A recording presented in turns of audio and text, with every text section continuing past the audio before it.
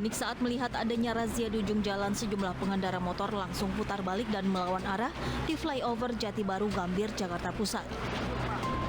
Meski sebagian pelanggar berhasil lolos, namun tak sedikit pengendara yang akhirnya terjaring. 3 pria lansia bahkan kedapatan berboncengan dalam satu motor tanpa mengenakan helm.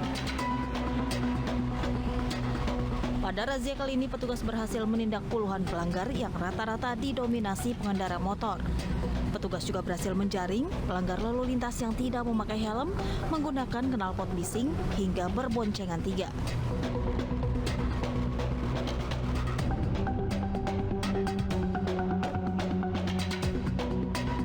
Minibus berisi 4 penumpang masuk jurang sedalam 10 meter.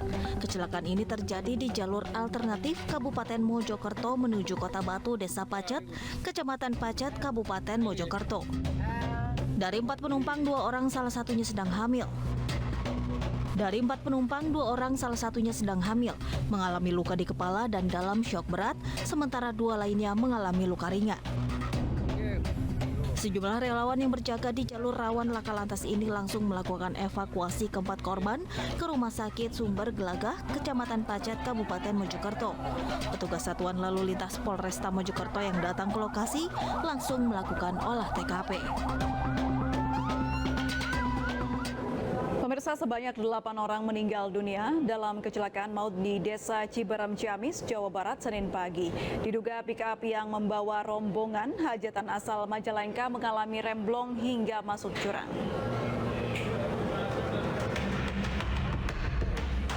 Video amatir warga merekam detik-detik pasca kecelakaan tunggal sebuah mobil pick-up di Ciamis, Jawa Barat, Senin pagi. Akibat kecelakaan ini, 8 orang meninggal dunia. Berdasarkan keterangan sementara, pick-up membawa 21 penumpang yang terdiri dari 7 anak-anak dan 14 orang dewasa yang merupakan rombongan hajatan dari Majalengka menuju Ciamis. Mobil diduga oleng saat melaju di jalan menurun hingga akhirnya masuk ke jurang. Kami masih dalam penyelidikan, cuman bisa dilihat kontur jalan sebelum TKP memang menurun. Kendaraan yang terlibat juga kol diesel yang dengan bak terbuka memuat penumpang. Nanti kami akan melihat disesuaikan dengan petunjuk-petunjuk lainnya apakah ada dugaan remblong ataupun faktor-faktor yang lainnya. Setelah proses evakuasi selesai, petugas kepolisian akan menggelar olah TKP untuk menyelidiki penyebab pasti kecelakaan. Sementara itu, belasan korban luka saat ini masih dirawat di Puskesmas Sukamantri dan RSUD Ciamis. Kecelakaan yang melibatkan 3 kendaraan di jalur Gentong, Kabupaten Tasikmalaya, Jawa Barat mengakibatkan 2 orang meninggal dunia dan 7 orang luka-luka. Kasus kecelakaan ini dipicu truk bermuatan minuman dengan ringan alami remblong.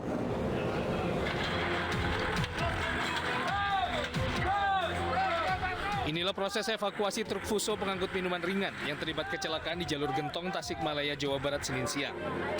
Diduga alami remblong, truk yang datang dari arah Bandung menuju Tasikmalaya ini menabrak mobil elf hingga terguling dan menimpa minibus. Akibatnya 2 orang tewas dan 7 orang luka-luka. 2 korban meninggal langsung dibawa ke kamar mayat RSUD Dr. Soekarjo, sementara semua korban luka dibawa ke Puskesmas Lambau, Ciawi. Untuk korban yang sampai saat ini kami masih lakukan pemeriksaan. Itu ada 2 orang yang meninggal dunia. Lanjut ada 3 orang yang luka ringan, dan yang terlibat kecelakaan ada 1 truk dan 1 minibus dan 1 mobil Avanza. Kasus kecelakaan ini kini ditangani jajaran Satlantas Polres Tasikmalaya Kota. Akibat kecelakaan, lalu lintas di jalur Gentong baik menuju Tasikmalaya atau menuju Bandung sempat alami kemacetan parah.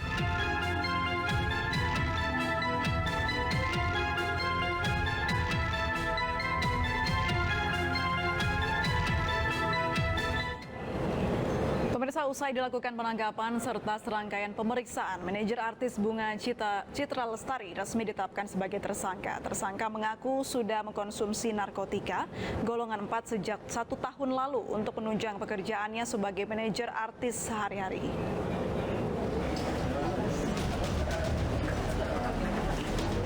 MID alias Dodi serta rekannya RAR hanya tertunduk lesu usai ditangkap kepolisian Satres Narkoba Polres Metro Jakarta Barat di kediamannya kawasan Pejaten, Pasar Minggu, Jakarta Selatan pada beberapa waktu lalu.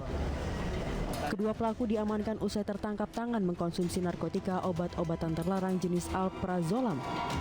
Usai ditangkap serta dilakukan serangkaian pemeriksaan, Dodi dan Ronald resmi ditetapkan sebagai tersangka oleh pihak kepolisian. Dari pemeriksaan sementara, tersangka Dodi mengaku sudah mengkonsumsi narkotika golongan 4 ini sejak 1 tahun lalu untuk menunjang pekerjaannya sebagai manajer artis sehari-hari.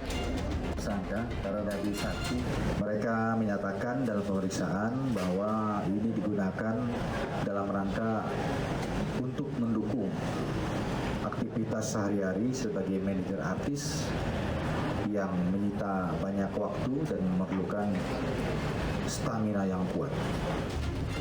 Saat ini kepolisian masih melakukan pendalaman mengenai keterkaitan pihak-pihak lain. Polisi juga mengamankan barang bukti berupa 7 butir obat-obatan jenis alprazolam, telepon genggam serta hasil tes urin yang menyatakan positif benzo.